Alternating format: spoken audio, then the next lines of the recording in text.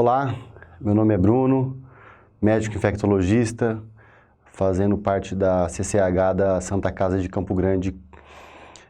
Gostaria de hoje apresentar a vocês um assunto bem interessante e muito prevalente dentro da instituição, que é a infecção do trato urinário, que corresponde praticamente a mais da metade das infecções relacionadas à assistência e também da população em geral.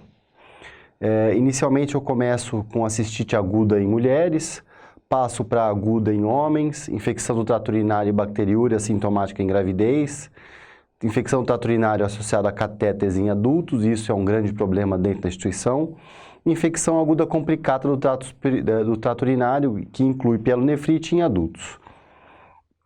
Então, em relação à cistite aguda nas mulheres, e vocês vão observar que o quadro clínico, o diagnóstico, sempre se cai em um único local. Então, aqui vai ser muita repetição, muita coisa que está relacionada à infecção da urina e que se mantém nos outros diagnósticos que eu vou passar para vocês. Então, classicamente, a infecção do trato urinário inclui a cistite, que é a infecção da bexiga e do trato urinário inferior, e a pielonefrite, que é quando tem uma infecção mais alta, que está relacionado ao rim ou ao trato urinário superior. Em mulheres, a patogênese da infecção do trato urinário começa necessariamente com a colonização do introito vaginal, com a microbiota fecal, que ascende pela uretra para a bexiga e, no caso da pielonefrite, para os rins via ureter. Quando a infecção provavelmente se estendeu além da bexiga, havendo dor no flanco ou característica sugestiva de pielonefrite, como febre ou outros sinais de doença sistêmica, incluindo a sepse, consideramos que é uma infecção do trato urinário complicada. Então, nesse primeiro momento, a gente já consegue subdividir uma infecção do trato urinário simples e uma infecção do trato urinário complicada. Aqui uma classificação bem rápida daquilo que nós vamos apresentar aqui, sobre aquilo que tem a infecção simples e a infecção complicada. E nas populações especiais, como mulheres gestantes e pacientes que são recipientes de transplante de órgão renal. Nas mulheres, a cistite simples é uma infecção do trato urinário que está confinado exclusivamente à bexiga. Essas infecções, aí entra uma definição importante que, para nós, do controle de infecção, se justifica a não utilização de antimicrobiano de amplo espectro, pensando num quadro de pielonefrite. Se caso o paciente, numa cistite simples, não venha a apresentar sinais sistêmicos como febre, calafrio, fadiga, mal-estar, queda do estado geral, dor nos flancos, como poderia ser o sinal de Giordano, e a sensibilidade no ângulo costo-vertebral. Na presença de piúria, em caso do diagnóstico, e bacteriúria, mais os sinais ou sintomas que foram descritos acima, a infecção no trato urinário ela se torna complicada e não mais uma cistite. E tratamos o paciente dessa forma, de forma diferente. Porém, portanto, a gente consegue concluir que a infecção do trato urinário simples, que está confinado exclusivamente à bexiga, não tem sinais sistêmicos. O paciente não apresenta febre, o paciente não tem piora do estado geral. Porém, existe a disúria, polaciúria, nictúria e alguns sinais e sintomas que eu vou apresentar. Em relação à infecção na mulher, ela é extremamente comum, exatamente pela distância entre o ânus e a uretra. Em mulheres saudáveis, os fatores de risco para cistite são principalmente a relação sexual recente e história pregressa de infecção no trato urinário. Uso de preservativos com espermicida, diafragma e espermicida sozinhos, com um risco aumentado de cistite. As comorbidades, como diabetes e anormalidades anatômicas e estruturais do trato urinário, eles também podem contribuir para aumentar o risco de cistite.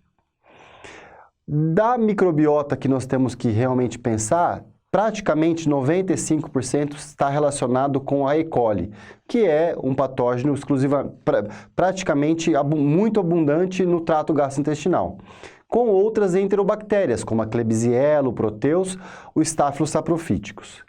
Em mulheres que não estão grávidas, saudáveis, os agentes como lactobacilos, enterococos, streptococcus do grupo B e Staphylococcus coagulose negativo representam contaminação da amostra da urina.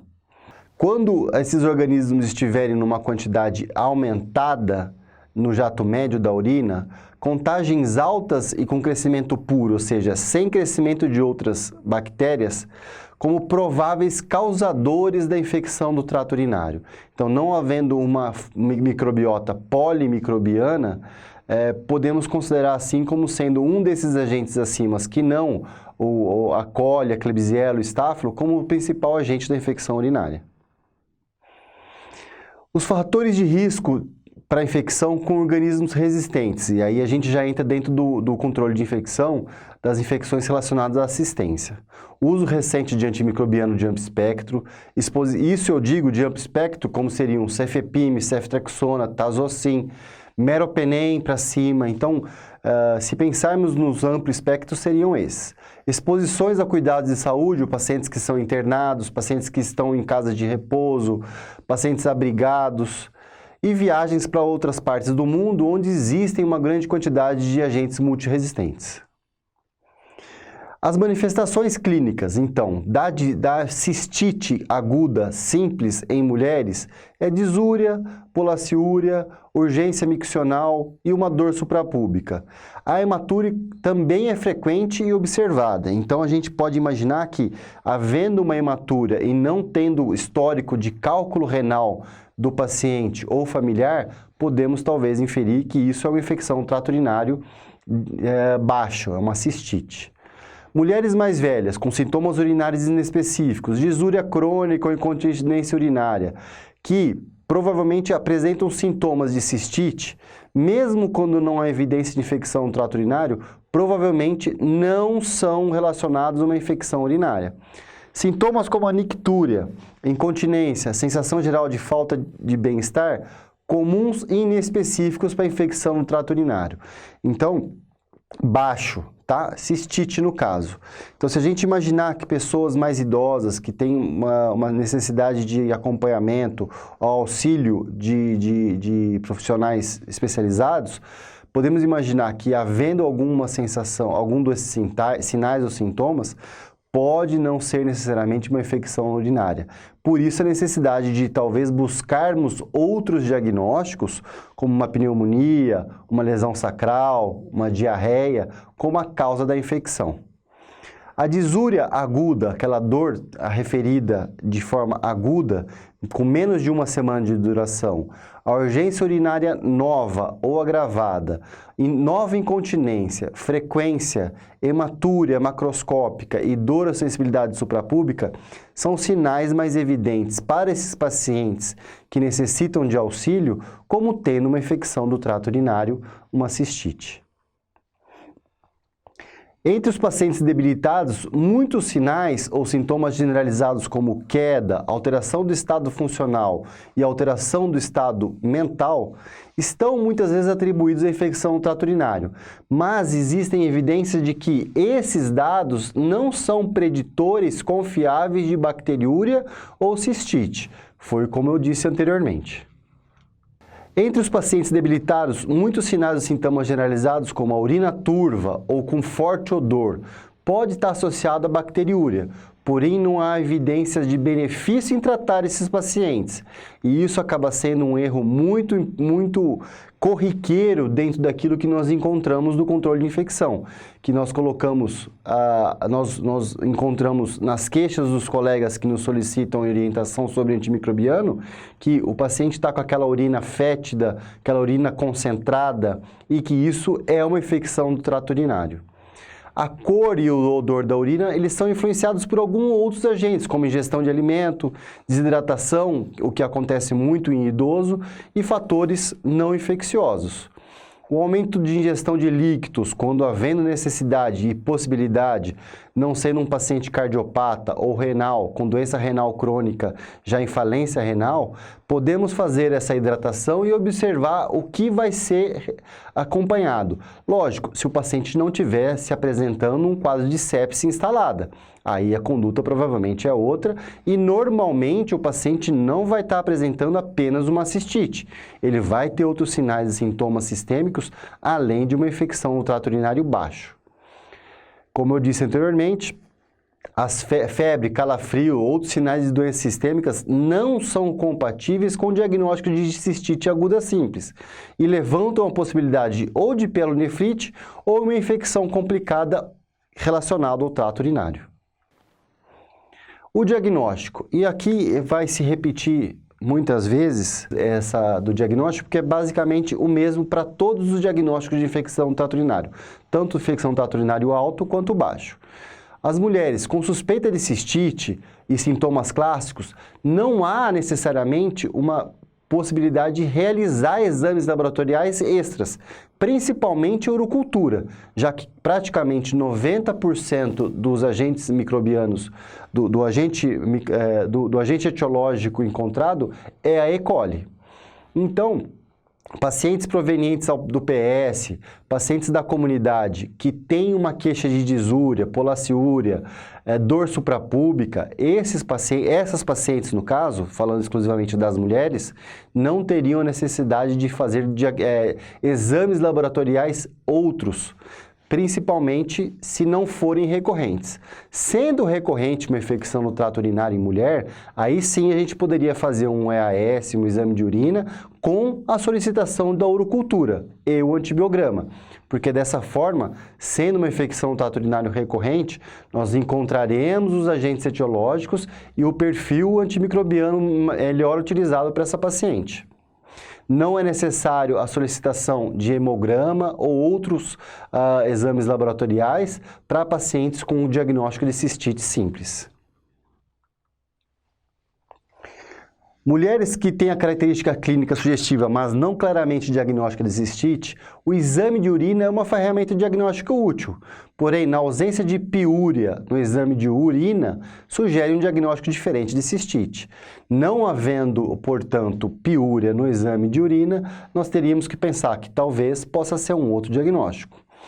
A cultura de urina com o antibiograma são desnecessárias com mulheres de cistite simples, como eu falei, mas em pacientes com risco de infecção por organismo resistente. Quando se encontra mulheres que vêm apresentando sinais recorrentes, um teste de gravidez é apropriado com pacientes que têm a possibilidade de engravidar e não pode ser excluída apenas pela história. O exame de sangue não é garantido para exames para cistite porque é uma infecção que está exclusivamente na bexiga, portanto, talvez não haja uma repercussão em exames de leucograma. Portanto, o diagnóstico é a urinálise, que seria o exame anormal de sedimento, para avaliação de piúria. Essa piúria nós consideramos quando existem mais de 10 leucócitos por microlitro de urina.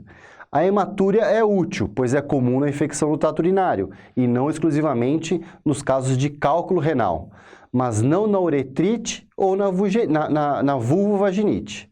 Cilindros de glóbulos brancos na urina, embora raros, são indicativos de infecção do trato urinário superior, em vez exclusivamente de cistite simples. A cistite por diagnóstico por dipstick, aquelas pequenas varetinhas que nós conseguimos fazer no exame rápido, ela consegue nos mostrar essa esterase leucocitária, que corresponde à piúria, com uma sensibilidade de até 96%. O teste de nitrito positivo é um índice confiável de bacteriúria significativa, embora um teste negativo, como eu vou falar mais à frente, não exclui essa bacteriúria.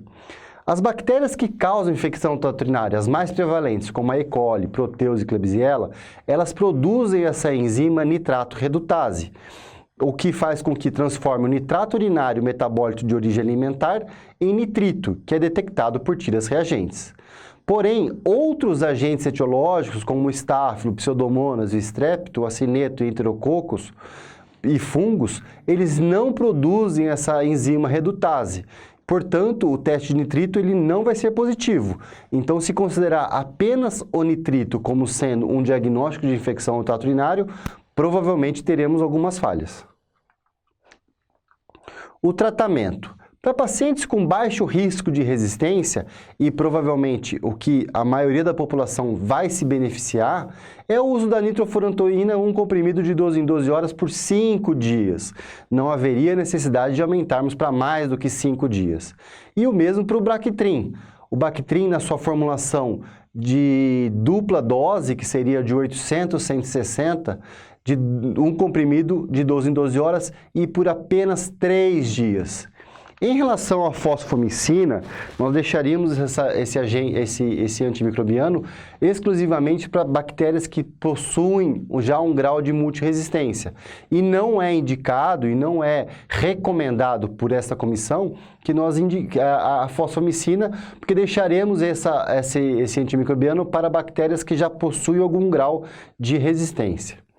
No caso de ser uma pielonefrite, a nitrofurantoína e a fosfomicina, eles devem ser evitados, pois esses antimicrobianos não ativem níveis teciduais renais adequados, ocasionando provavelmente uma falha terapêutica. Opções aos que são de primeira linha, opções ao Bactrim e a nitrofurantoína. Nós temos a amoxicilina clavulanato, ou a cefadoxila, por 5 a 7 dias. Outros beta-lactâmicos, como a cefalexina, 250 a 500 mg a cada 6 horas, também por 5 a 7 dias. Se não houver a possibilidade de se usar um beta-lactâmico, provavelmente por alergia, podemos utilizar uma quinolona, com exceção da moxifloxacina. Porém, é necessário prestar atenção em relação às quinolonas dos efeitos adversos, principalmente em idosos e pacientes diabéticos. Para pacientes que já tiveram diagnóstico, fizeram o tratamento e estão em uso de antimicrobiano, o segmento é necessário para que possamos entender se está havendo ou não uma melhora clínica do paciente. Os sintomas de cistite, normalmente, eles melhoram até 48 horas após o início do antimicrobiano. Temos um anti-inflamatório de dispensação livre que tem condições, o Pyridium, de poder iniciar junto com o antimicrobiano para evitar tirar aquela dor da infecção relacionada ao trato urinário, que melhoraria em muito o desconforto relacionado à micção. Não há necessidade de fazer cultura de acompanhamento em pacientes com cistite aguda simples, e tão menos realização de novos exames laboratoriais, como exame anormal de sedimento. Pacientes que tiveram hematúria nessa apresentação inicial, pode ser necessário um exame de urina repetido várias semanas após a terapia para avaliar se ainda existe uma hematúria persistente, para se fazer o diagnóstico diferencial de alguma nefropatia. Agora podemos falar sobre a cistite aguda em homens, que já em alguns casos da literatura, se recomenda, se fala como sendo uma infecção no trato urinário complicada. Porém, nessa fonte que eu utilizei, o UpToDate, ele coloca que pode ser complicada principalmente por causa de ser homem, que a quantidade de infecção urinária não é muito prevalente, como nas mulheres. Porém, a sintomatologia nos homens normalmente não tem uma grande repercussão e por isso que fica nessa dúvida de se tratar como sendo uma infecção complicada ou uma infecção no trato urinário simples. Considera como convencional considerar que toda infecção no trato urinário como complicada, uma vez que a maioria ocorre em bebês ou em adultos mais velhos, por isso da complicação, em associação provavelmente com a normalidade burológica, principalmente com a hiperplasia benigna de próstata. A cistite aguda ocorre em uma proporção muito pequena de homens, entre 15 e 50 anos de idade. É uma quantidade pequena, diferente da mulher, que nessa faixa etária são as mulheres sexualmente ativas. A ITU sintomática é menos comum em homens do que em mulheres. Os fatores de risco associados à cistite incluem o sexo anal insertivo e a ausência de circuncisão. As manifestações clínicas, volto a repetir, são praticamente as mesmas das mulheres, com disúria, polaciúria, urgência ou dor suprapúbica. Porém, a prostatite deve ser considerada em homens, porque acaba sendo recorrente, devido à hiperplasia. devido a hiperplasia, acompanhado de dor pélvica ou perineal, associado sim à febre. Então seria a associação de diagnósticos diferenciais. Febre, calafrio e outros sinais e sintomas sistêmicos não são compatíveis com o diagnóstico de cistite aguda simples em homens e levantam a possibilidade de pielonefrite, prostatite ou outra complicação do trato urinário. A possibilidade de uretrite deve ser considerada em homens que são sexualmente ativos. A cistite simples aguda em homens, o diagnóstico é um quadro clínico positivo e novamente aqui se repete o diagnóstico como nas mulheres. É um exame de urina associado que, havendo piúria com cistite aguda nos homens, a ausência sugere um diagnóstico alternativo. A cultura de urina, com mais do que 1.000 unidades formadoras de colônias, também fecha o diagnóstico de infecção urinária. Embora a cistite em homens seja geralmente classificada na literatura como infecção urinária complicada, é necessário considerar um homem saudável, sem bexiga neurogênica, que apresente disúria leve a moderada, frequência ou urgência urinária, com sintomas ou sinais de infecção da bexiga, como tendo uma cistite simples. E o tratamento, novamente, volta para o mesmo tratamento relacionado às mulheres, a nitrofurantoína e o Bactrim, numa dosagem dupla, 2 comprimidos de 480, ou seja, 800, 160, de 12 em 12 horas por apenas 3 dias. E a mesma recomendação em relação à fosfomicina, que para deixarmos para bactérias multiresistentes, provavelmente de origem hospitalar. E na pielonefrite não tem indicação nem a nitrofurantoína, nem a fosfomicina. E, novamente, se repete aqueles que são opções aos de primeira escolha, como a amoxicilina e a cefadroxila. A cefalexina, da mesma forma. E também, as quinolonas, como o cipro e levo, considerando seus efeitos adversos. Na prostatite, a nitrofurantoína, fosfomicina e o beta-lactâmicos, eles não atingem a concentração em próstata, portanto, não devem tratar adequadamente a prostatite subclínica. Homens com sintomas de cistite mais grave ou preocupação com o envolvimento da próstata, iniciar uma quinolona 2 vezes ao dia. Como eu falei sobre os efeitos adversos das quinolonas, só devem ser usadas se houver uma preocupação com prostatite subclínica ou doença mais grave, havendo a necessidade de se utilizar uma quinolona. Se uma quinolona for usada, os pacientes devem ser alertados sobre esses eventos adversos, principalmente musculoesqueléticos e neurológicos, mas potencialmente graves. No segmento desses pacientes, não é necessário fazer exames a mais, para evitar dessa forma um gasto desnecessário e sim um acompanhamento clínico. Agora, em relação às mulheres com bacteriúria sintomática na gravidez. A incidência de bacteriúria em mulheres grávidas é aproximadamente a mesma em mulheres não grávidas, porém a bacteriúria recorrente é mais comum durante a gravidez. E a incidência de pielonefrite é maior do que na população em geral, provavelmente relacionado à alteração anatômica que a gestação ocasiona. A cistite aguda ocorre aproximadamente em 1 a 2% das mulheres grávidas e a incidência de pielonefrite até 2%. A maioria dos casos de pielonefrite acontece normalmente no 2º e 3º trimestre de gestação. A epidemiologia das infecções do trato urinário nas mulheres gestantes. A bacteriúria não tratada está associada ao aumento do risco de parto prematuro, baixo peso ao nascer e mortalidade perinatal. Pielonefrite, como ocasionando um parto prematuro, principalmente no final da gestação, até a 36ª. A epidemiologia das mulheres gestantes. Normalmente, voltamos aqui igual a cistite simples, a coli sendo 95% dos casos, e acompanhado das outras enterobactérias, como a Klebsiella e o Proteus. Considerar que nas mulheres gestantes, o provável agente etiológico causador nas mulheres sintomáticas, quando encontrado no exame de urina no jato médio, contagens altas e com crescimento puro, ou seja, sem crescimento de outras bactérias.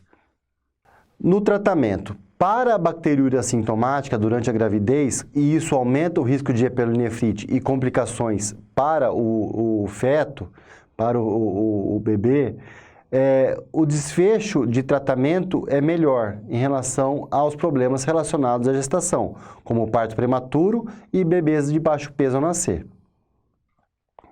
Retornando então aos tratamentos, e aqui nós temos que imaginar que existem mulheres que são gestantes, e portanto avaliar o binômio mãe-bebê. A nitrofurantoína novamente de 5 a 7 dias, porém não deve ser usada em pielonefrite e também normalmente evitar durante o primeiro trimestre. Porém, havendo a necessidade e considerando o risco-benefício, não é impeditivo. A amoxicilina com uma dose de 500 a cada 8 ou 875 a cada 12, e também 5 a 7 dias. A fosfomicina, o mesmo raciocínio em relação à pielonefrite, sendo não indicado se caso houver uma infecção trato urinário complicada com a pielonefrite. E o Bactrim, por ser uma sulfona, também é necessário tomarmos cuidado com a idade gestacional, durante o primeiro trimestre de gestação e a termo. Portanto, no entanto, é uma alternativa adequada durante os períodos em que outras opções não puderem ser utilizadas. Na gestante, a cistite, a manifestação clínica volta praticamente para os mesmos quadros anteriores. Com sintomas sistêmicos, como febre e calafrio, estão ausentes na cistite aguda. Então, falamos exatamente de uma infecção exclusivamente relacionada à bexiga. O exame de urina aqui se faz necessário, exatamente para evitar as complicações, e a coleta da amostra é a mesma, com a coleta de urina de jato médio. O tratamento empírico geralmente é iniciado em uma paciente com sintomas consistentes e piúria no exame de urina. O tratamento é a nitrofurantoína, amoxicilina, como eu já referi, e a cistite recorrente. Para indivíduos, para as gestantes que têm 3 ou mais episódios de cistite recorrente durante a gravidez, realizar a profilaxia antimicrobiana durante, para evitar episódios adicionais. Essa profilaxia está muito relacionado ao ato sexual, portanto, é necessário considerar o uso da profilaxia quando houver o contato sexual. Idealmente, a profilaxia diária ou pós-coito, com baixa dose de nitrofurantoína, ou cefalexina, isso antes ao deitar, podendo ser utilizada. Na gestante, a pielonefrite, o diagnóstico e o quadro clínico se estende além da bexiga, é uma infecção no trato urinário superior e dos rins. Os sintomas os sintomas agudos em mulheres grávidas são os mesmos em mulheres não grávidas, incluindo febre, dor no flanco, náuseas, vômitos, sensibilidade no ângulo costo-vertebral. No entanto, os sintomas focais de pielonefrite, dor no flanco ou cistite, disúria, nem sempre estão presentes, e a piúria é um achado típico, exatamente por causa da gestação, que não dá para se ter certeza de que aquela dor que está tendo a gestante está relacionada ao aumento ou não ao aumento do tamanho do útero e também da criança. A pielonefrite acontece normalmente durante o segundo e o terceiro trimestre de gestação. O diagnóstico, novamente, a gente volta à manifestação clínica e o achado de bacteriúria no contexto dos sintomas.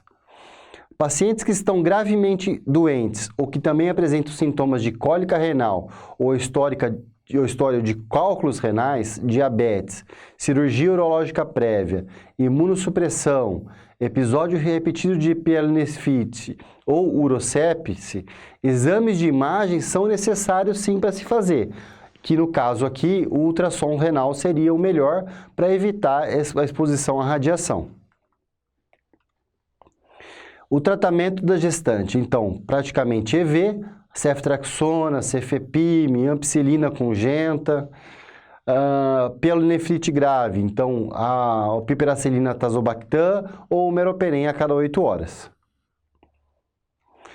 E agora, outro assunto importante que acontece muito dentro da instituição é a infecção relacionado ao catéter em adultos. dividiríamos dessa forma: uma bacteriúria sintomática, ou seja, com infecção do trato urinário. Existe uma repercussão clínica, um processo inflamatório que vem ocasionando sintoma, com um crescimento de cultura para cima de 1000 unidades formadoras do uropatógeno na presença do sintoma ou sinal compatível com infecção do trato urinário, não tendo sido encontrado uma outra fonte identificável. A assintomática é quando existe um crescimento de 10 a 5ª unidades formadoras de colônia, na ausência de sintomas compatíveis com infecção do trato urinário, com pacientes que estão cateterizados, com sonda com catéter uretral de demora, suprapúbico ou intermitente. A incidência. Existe uma alta prevalência, uma alta taxa de aproximadamente 3 a 10% por dia de cateterização. Então, praticamente, após 10 dias de cateterização vesical, todos os pacientes vão vir apresentar uma infecção do trato urinário. Isso aumenta muito a carga de infecção do trato urinário dentro do ambiente hospitalar. Os fatores de risco, portanto, a duração do cateterismo é um dos principais alvos da necessidade de mudarmos essa estatística. O sexo feminino, idoso, o diabetes mellitus, a colonização bacteriana da bolsa de drenagem e os erros do cuidado do catéter. O erro de técnica de inserção, estéril, não manter um sistema de drenagem fechado e etc. Aqui já temos uma diferença da microbiota. A coli chega a ser 24%. A cândida, 24% também, porém a maioria é assintomática. E essa fungiúria representa meramente a colonização e a progressão para candidemia, e isso é incomum. Então, isso nós encontramos muito nas nossas discussões diárias da CCIH, que o paciente ele tem cândida urinária e, havendo já esse foco de infecção e o paciente gravemente enfermo, é relacionado a uma infecção, uma candidemia, o que provavelmente pode não acontecer. Outras enterobactérias, como enterococo, pseudomonas e klebsiella, correspondem a praticamente 10 a 15%. Esses pacientes, entre pacientes ambulatoriais com necessidade da sondagem vesical de demora contínua, eles tendem a adquirir essas bactérias urinárias semelhantes às encontradas em pacientes hospitalizados, exatamente por um aumento da colonização, ao invés daqueles que forem realmente de origem comunitária, como principalmente a coli. O cateterismo prolongado pode estar associado à bacteriúria polimicrobiana ou alteração da microbiota urinária. Os sinais e sintomas. No paciente com sonda vesical é um pouco mais difícil avaliar a disúria.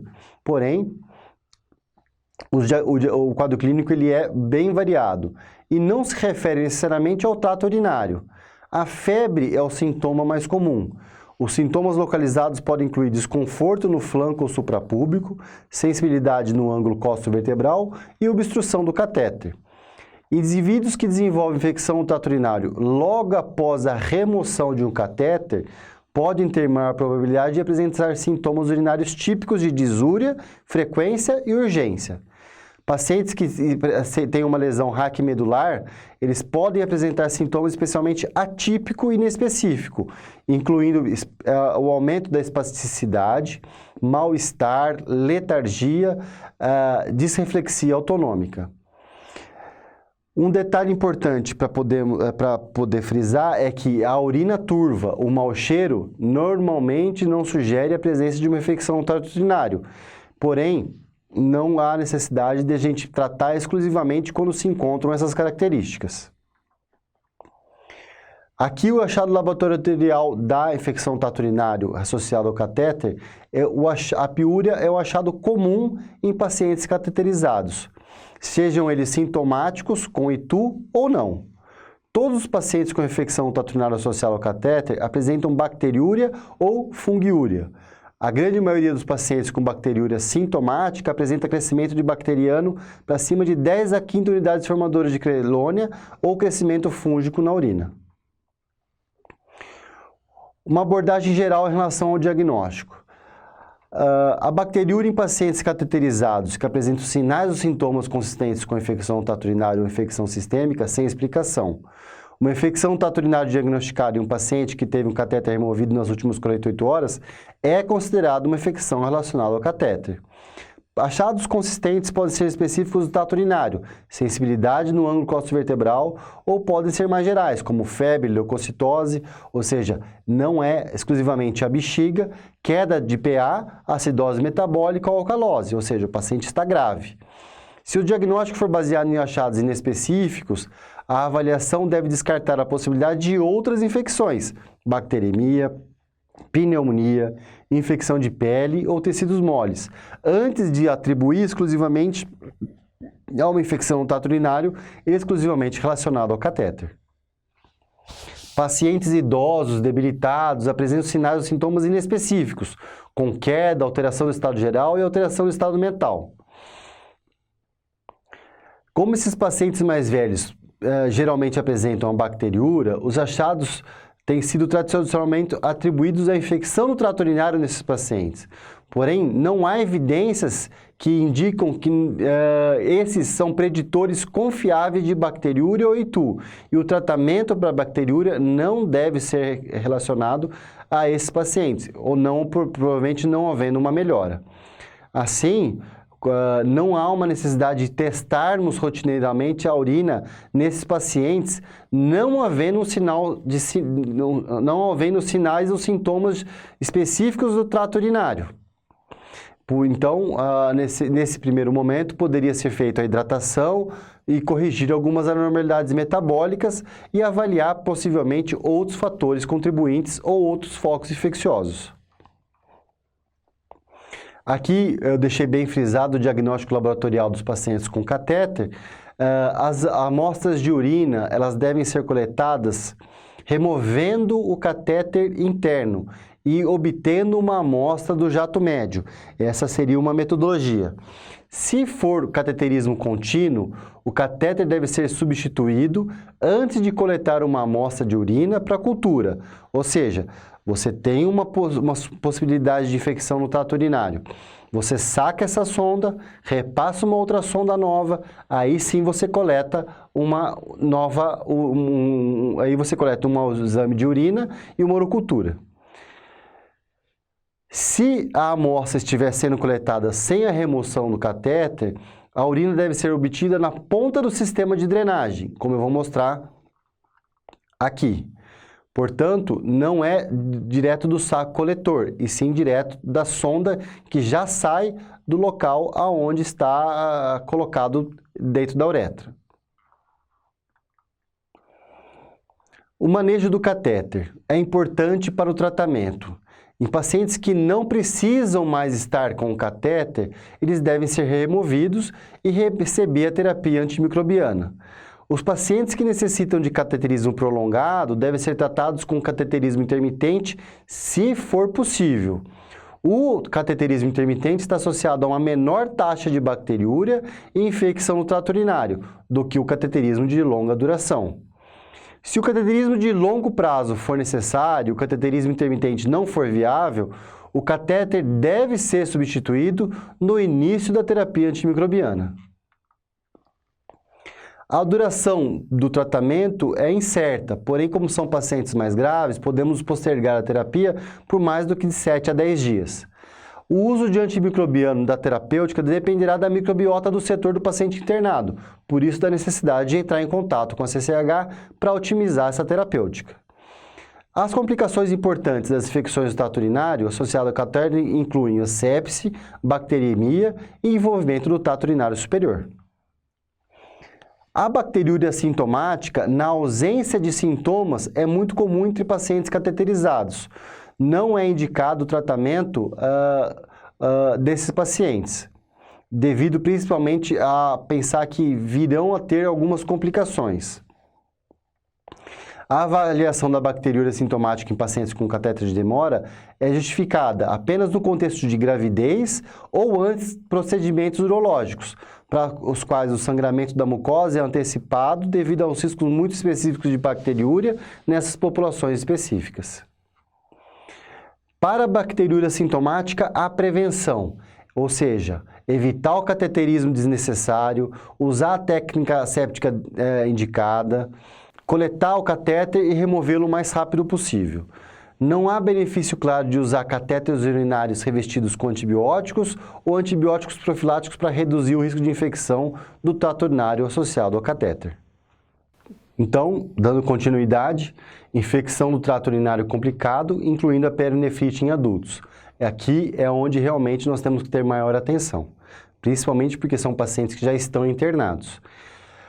A infecção do trato urinário complicada, nós nos referimos a uma infecção aguda com qualquer uma das características abaixo. Febre, sinal ou sintoma de doença sistêmica, dor em flanco, sensibilidade no ângulo costovertebral, dor pélvica ou perineal em homens que pode sugerir a prostatite concomitante. A coli ainda é a causa mais frequente. Porém, outros uropatógenos como Klebsiella, Proteus, Pseudomonas e Enterococo também são importantes e até mesmo o Staphylo aureus sensível e resistente à meticiclina. Abrange tanto a cistite, com características complicadas, quanto a pielonefrite. A cistite inclui a disúria, frequência e urgência. Os sinais e sintomas de pielonefrite classicamente incluem febre, calafrio, tremor. Nem todos os pacientes com ITU aguda complicada apresentam sintomas claros localizados no trato urinário. Como exemplo, pacientes com lesão medular e bexiga neurogênica podem apresentar algum sintoma neurológico associado. Pacientes mais velhos ou debilitados podem apresentar sinais e sintomas de infecção mais generalizado, febre, calafrios, sem sintomas claros localizados no trato urinário. A piúria está presente em quase todos os pacientes com infecção trato urinário complicado, pielonefrite. As complicações. Pacientes com ITU aguda complicada também podem apresentar bacteremia, sepse e disfunção de múltiplos órgãos, evoluindo provavelmente a um choque e insuficiência renal. A pielonefrite aguda pode ser complicada pela progressão da infecção no trato urinário superior para abscesso córtico-medular, abscesso perinefrético, pielonefrite enfisematose e necrose papilar. Os fatores de risco para essas complicações são obstrução no trato urinário, diabetes, particularmente para pacientes com pielonefrite enfisematosa e necrose papilar. Suspeita-se de infecção no trato urinário em pacientes idosos ou debilitados que apresentam sinais ou sintomas específicos, como queda, alteração do estado funcional ou alteração do estado mental. Evidências crescentes indicam que esses não são preditores confiáveis de bacteriúria ou infecção no trato urinário e sugerem que o tratamento de ITU neste cenário não é necessariamente associado à melhora dos resultados. Quando esses sinais ou sintomas inespecíficos são acompanhados por sinais ou sintomas de infecção sistêmica ou pielonefrite, é apropriada a avaliação da infecção no trato urinário aguda complicada, com exames de urina, além de investigação geral de infecção. Então, voltamos novamente ao diagnóstico. O diagnóstico é clínico, com cistite, ou pielonefrite, com sintomas mais sistêmicos. Febre ou sepse sem sintomas localizados, no cenário de haver uma piúria e bacteriúria, pode ser atribuídos à infecção do trato urinário se outras causas forem descartadas. O diagnóstico de ITU complicada é improvável se não houver a presença de piúria. Os exames de imagem não são necessários exclusivamente para o diagnóstico de pielonefrite, porém, é mais um exame adicional para poder fechar o diagnóstico. Aqui, em relação ao tratamento dos pacientes com pielonefrite, dos pacientes que estão hospitalizados, não vou colocar os casos dos pacientes ambulatoriais, já que existem outros antimicrobianos e como nós estamos dentro de uma instituição, não é necessário relatar.